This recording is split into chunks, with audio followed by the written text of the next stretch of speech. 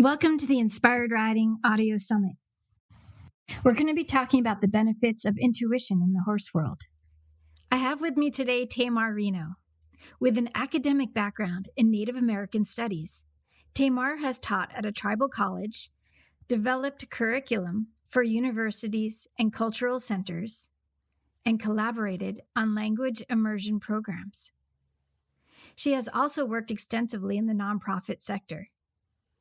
She currently resides near Tryon, North Carolina, with her husband, John, where they coexist with 3 horses.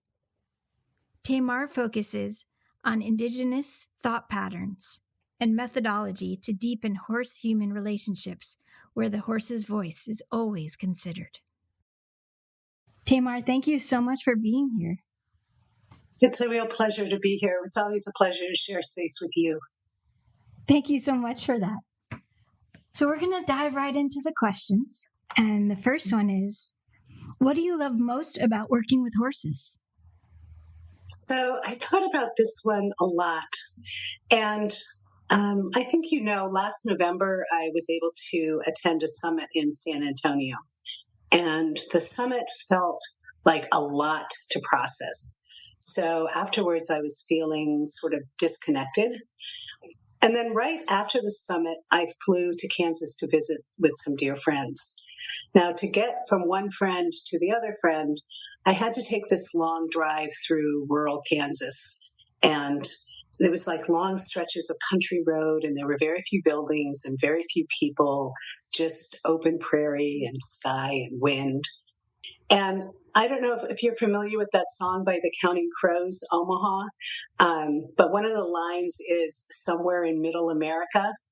And so that was sort of on loop in my head as I was driving through rural Kansas. And I pulled over to spend some time just looking at the land and breathing and sort of coming back to earth and coming back into my body. And so there I was, like literally in middle America. And I was reminded that the land holds the answers, that it's always the land. And horses know that. Horses understand that. And that's why horses are such amazing teachers. And I think, it's good to remember those things. And horses can remind us every day, every minute that we're with them, that, to breathe in, to feel the ground under our feet, to connect with the land. And it's like if you're ever unsure of how to connect with the land or how to be a guest in a sacred space, just ask a horse, because they know. They can tell you. Oh, I got chills on my head from that one.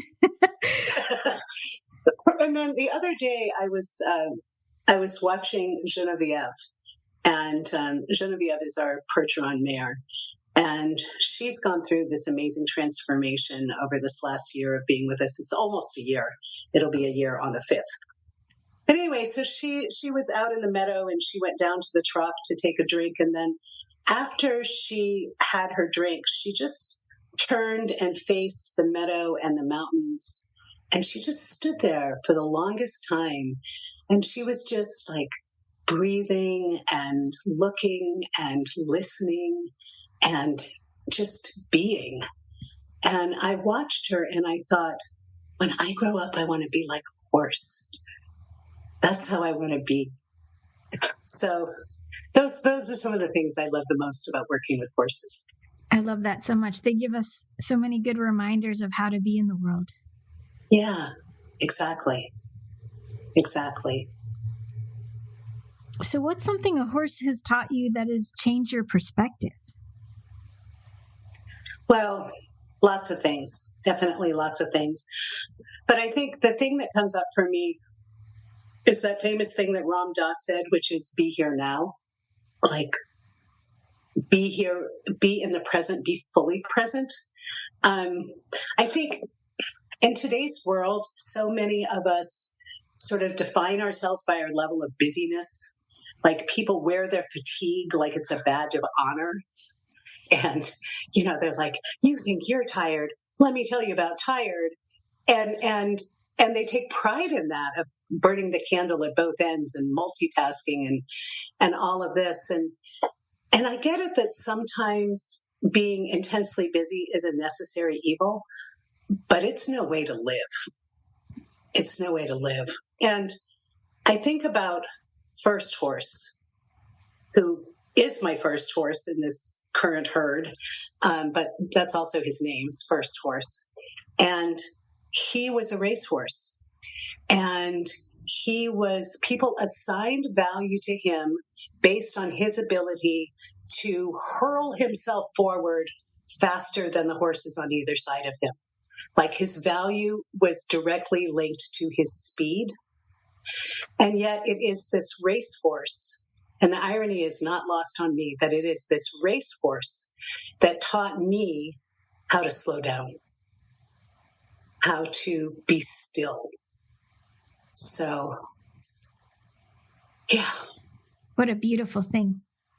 Yeah, he's pretty amazing. I think of him as he's my guide on this magnificent journey into the language of quiet. I'm so glad you found each other. Me too. Me too. So let's move into some intuition questions. How has your intuition helped you when interacting with horses? So for me, there's this intersection of where intuition and listening to your horse meet. And that's the space I try to operate in. So it's not, I mean, I know that there's a Webster definition of intuition, but for me, intuition lives in this intersection between my own intuition and what the horses are trying to tell us. So, and then I think about for years, we kept First Horse and then our horses, once we got Genevieve, in boarding stables. And they were nice facilities and they were owned by good people, but they had these rules, and the rules were perfectly reasonable because they had a different set of priorities than I might have for myself. But there were rules nonetheless. And so I wasn't able to operate based on intuition and listening to the horse. And now I can. So we ended up literally by listening to the horse, we ended up in this place. We ended up with Bear Creek Farm here outside of Tryon, North Carolina. And this was something that First Horse visualized. And then I ended up visualizing and literally moving into my vision board, which is a whole nother story, which was really awesome. So when the horses stepped off the trailer, which was at the beginning of July of 2022, when they stepped off the trailer here, First Horse just stepped off like he owned the place. Like there was no hesitancy, there was no fear. There was just pure, calm confidence that he knew that he was home and that he knew what he was to this place. And I think about sometimes when I think about this place, I think that this is the place where heaven is a red horse and we have been invited into his dream space. And I was thinking about him. I remember a few years ago, we were at one of these boarding barns, and he would get put out in a pasture with this group of mares, and he would stand sentinel for those mares and watch over those mares. And it just occurred to me recently, looking back on that he was visualizing the life he wanted to create for himself, that he was doing that internal work that we all have to do to create the life that we want for ourselves. Well, I love that thought so much. And now I'm getting that wondering about my pony, and if he had put it out there that he just wanted one person instead of so many little kids. Yeah. That's so amazing. I love that, Tamar. Yeah. They're such powerful, seers. the way that they can see things and, future things as well as present things. They're amazing. And, all this stuff that we've done here, it's so funny. A memory just popped up on my computer and was a picture of him in that place. That's wild.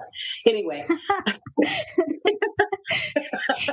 He's like, here, in case you forgot. That's awesome. Oh, so one of the great joys of being here is that we have been able to really listen to the horse, listen to our intuition, listen to our horse, operate in that place where those things intersect, and create a space for them of their choosing. I've never been at a barn that was where the space for horses was designed by horses. And that's what Bear Creek Farm is. Like, everything that we've been able to do in terms of just the physical structure has been inspired by what our horses are telling us that they want. And a few months back, I guess it was like October maybe, we thought we had put together the perfect barn for them. And they were like, yeah, we don't go in the barn anymore. They just didn't want to be in the barn anymore. So we ended up reconfiguring the barn. But so we got to we've just started doing everything at Liberty. Like, literally everything is done at Liberty. And they got to have their hooves trimmed at Liberty for the first time. And one of the things that First Horse said when they decided they weren't going to go in the barn anymore is he was like, we're wild and free now. And, and I said, okay, I can give you wild and free, but you have to let us take care of you. So we made this agreement that they could be wild and free, but we would be able to take care of them. I love that. So I'd love to ask you, Tamar, how do you receive the information from your horses? Is it through pictures or thoughts or a combination? Or? That's such a good question. A lot of times it's sort of this, it's a voice. And it's not a voice like, Moses on the mountain kind of thing. It's definitely like other people can't hear it. It's in my head, but it's a very clear voice. Like, I'm remembering when I first met Genevieve, and she had a name that was not Genevieve, and it was clearly not her name. Although the name that they had given her was something that helped me take notice of her, so it served its purpose, but its purpose was more as a way of waving a flag, look here, than it was that was her name. So when I met her and I asked her name, and she said to me so clearly, Genevieve. And I repeated it back to her. And when I repeated it back to her, she lit up like a Christmas tree. Because she understood that she had been heard and she had been seen. Yes. So it's definitely a voice. It's not images, and it's just a voice. That's really cool. You're actually, I think, the third person to mention that in this series, that it's more auditory for you. Yeah. Yeah. Yeah. That's really cool. And she picked a name that I really struggled to pronounce too, because I don't speak French. And so it took me a while of practicing it to be able to get it right. I love that she sent it to you and that she immediately showed you, yes, that's correct. Yes. Yeah. And she just like lit up. It was really sweet, really sweet. I love it. And now she's lit up like a Christmas tree almost all the time. She's such a happy girl. Well, she knows that she is definitely heard all the time. And that's what all these horses want. Yeah. Yeah. Boy, they really do. They really do. I think I told you this before when I was listening to, this was a couple of years ago, and I was listening to a podcast with Warwick Schiller, and he was doing a podcast with Nishan Cook. And I was listening to this, and I was driving to the barn, and Nishan Cook said, There are no colonizers at my barn. And I literally had to like pull over and stop and think about that. There are no colonizers at my barn. And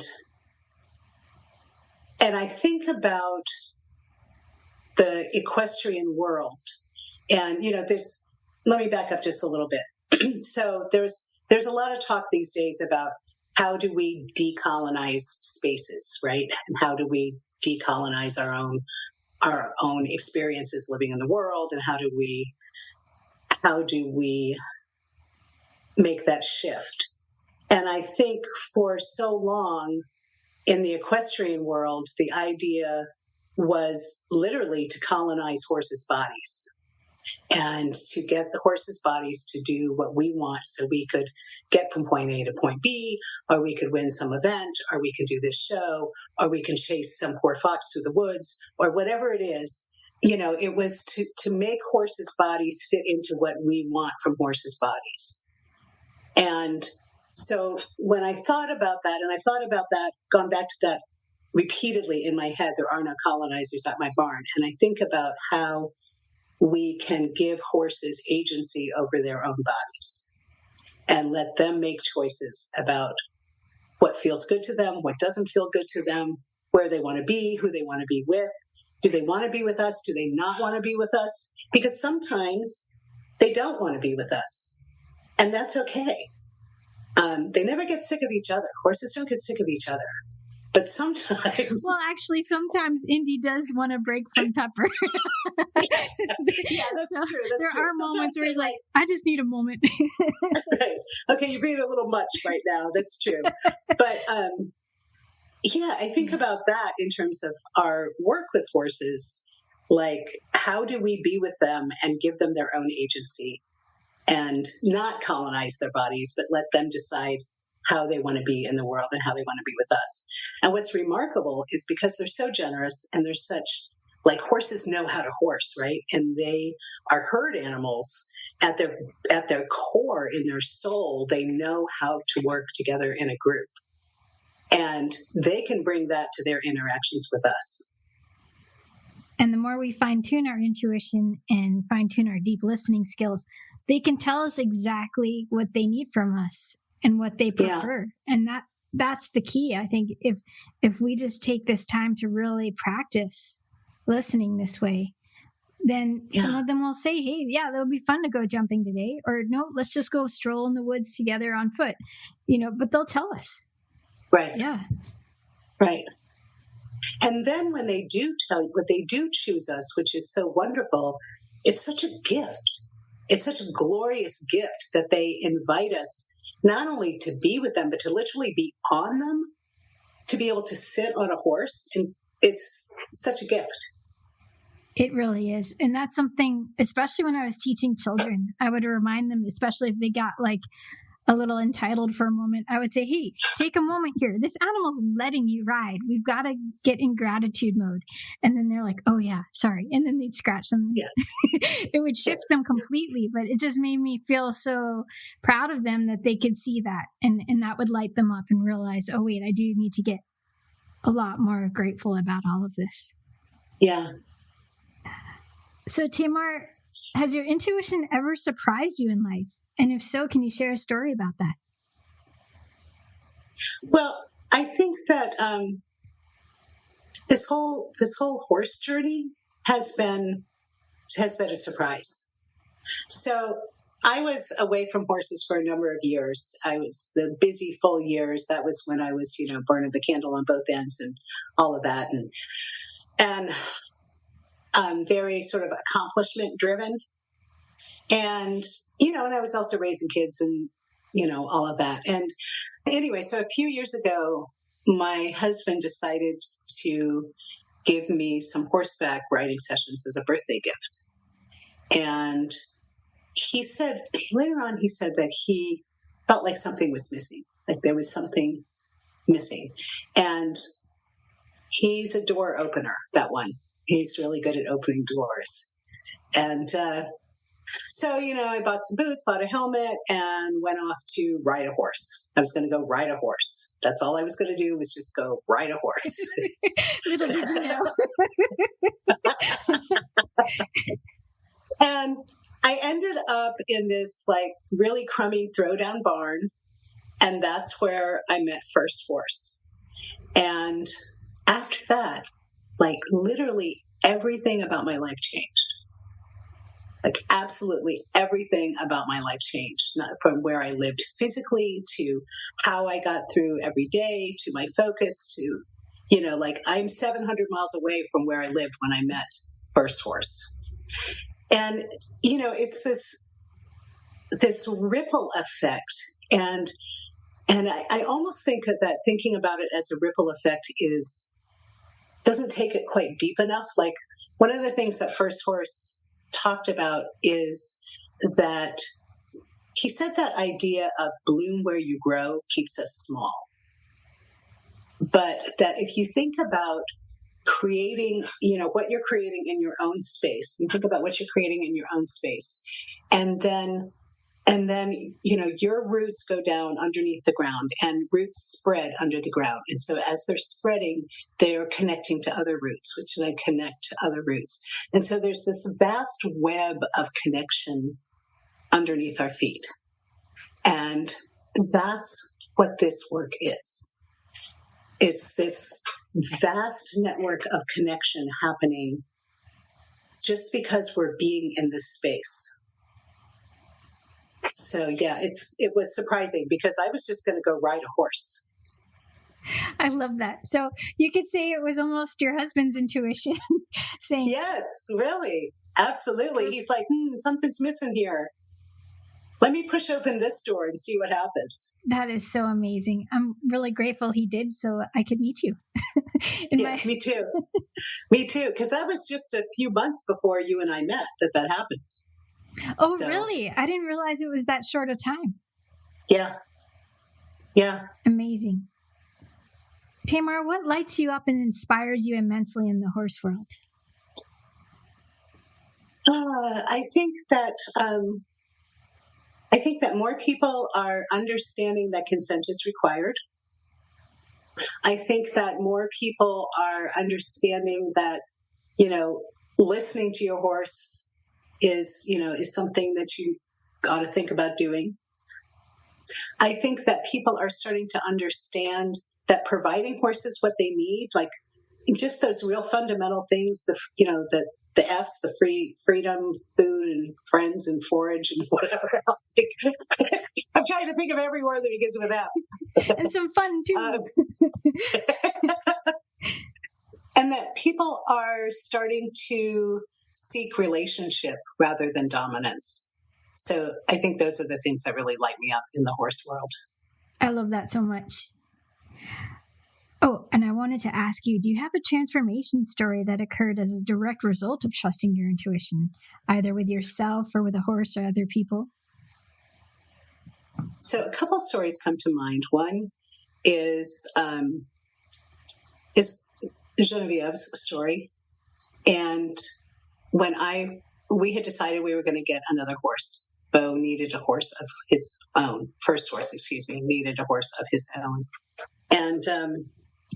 And he was very clear that he wanted a mare. And so I saw pictures of Genevieve, and I just immediately felt like she was, that's her, that's our horse. And later on, just as I was kind of preparing for this conversation, I was realizing that she reminds me very much of the very first horse I ever loved when I was a little child. And that was this big black mare named Dina. Oh, wow. And I loved Dina fiercely. And I don't know if she was a Percheron or not. She was definitely a draft something, But Genevieve kind of reminds me of her. But anyway, so I found out about Genevieve, and I contacted the person that was selling her, and I made arrangements to come and meet her. And we had the vet all set up, and we had everything all set up. And I was going to leave like that day to go and get her, or at least meet her. And the woman called me and said she had already sold her. And so then then I started questioning myself, like, was I wrong? Did I get the wrong messages? Is this not the horse for us? And so I started kind of looking around for other horses, and nothing was really clear. Nothing really came of that. And then a few weeks later, I was looking in a Facebook group, and there she was again. And I called that guy. His name was Bobby. I called him and I told him the story of how she had been basically sold out from underneath me as I was on my way to go get her. And he said, "When can you be here? I'll hold her for you."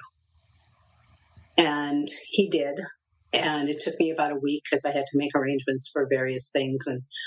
And when I got there she was. And I absolutely knew, that she was our horse. So that intuition that I had felt when I first saw the pictures and first made the connection, that wasn't right.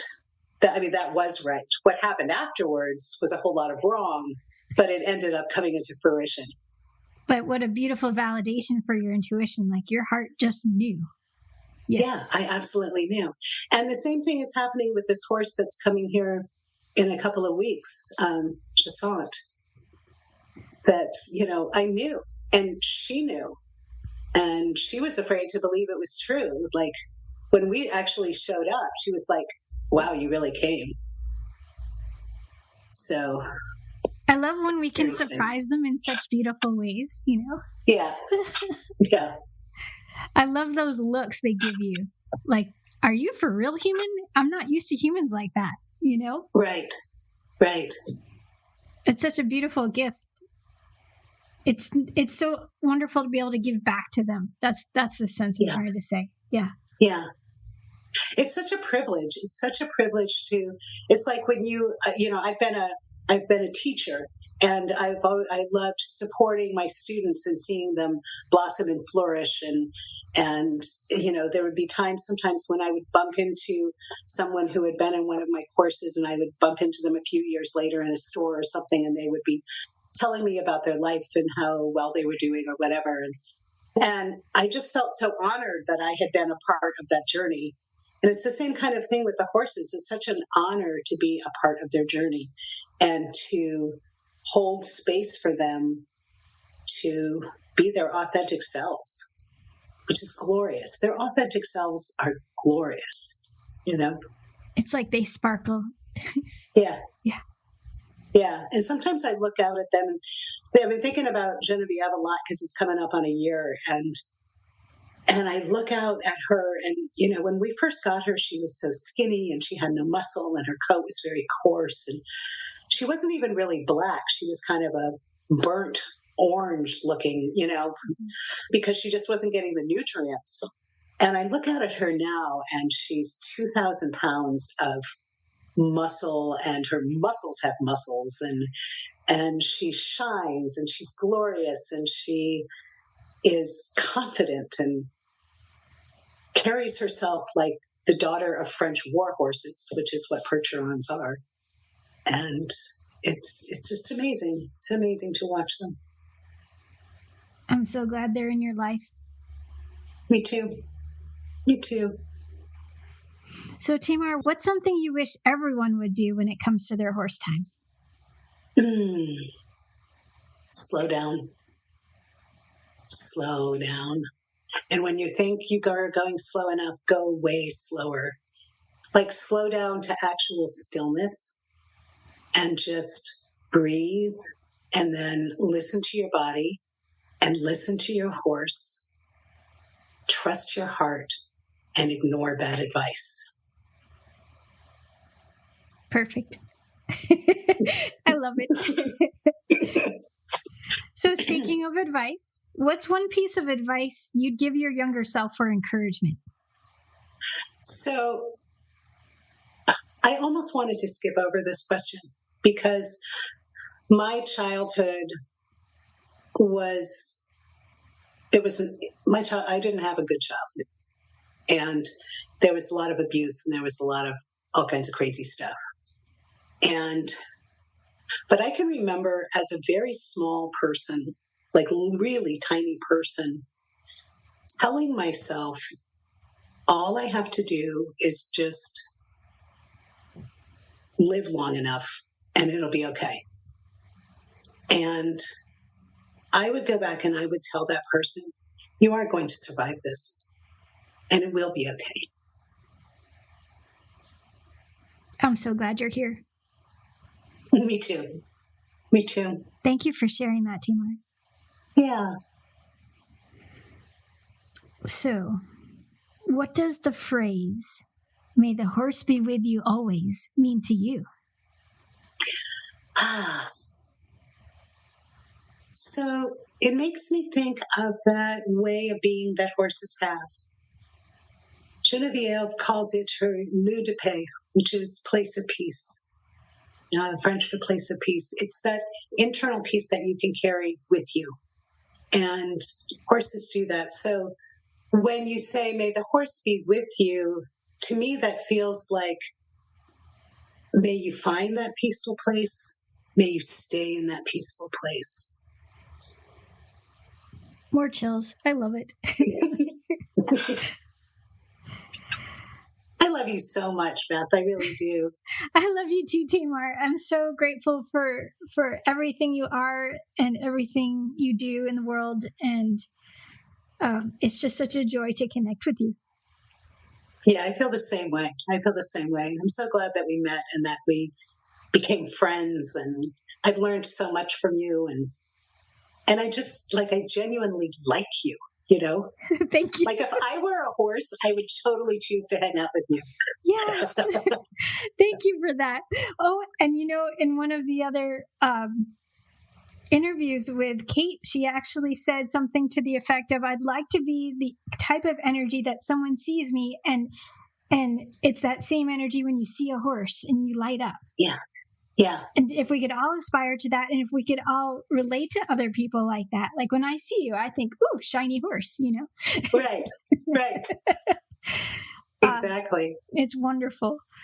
Well, Tamar, thank you so much for your time and your gorgeous insights. And I can't wait for people to hear all of this. Well, thank you so much for having me. It was a real pleasure. You're welcome. Same for me.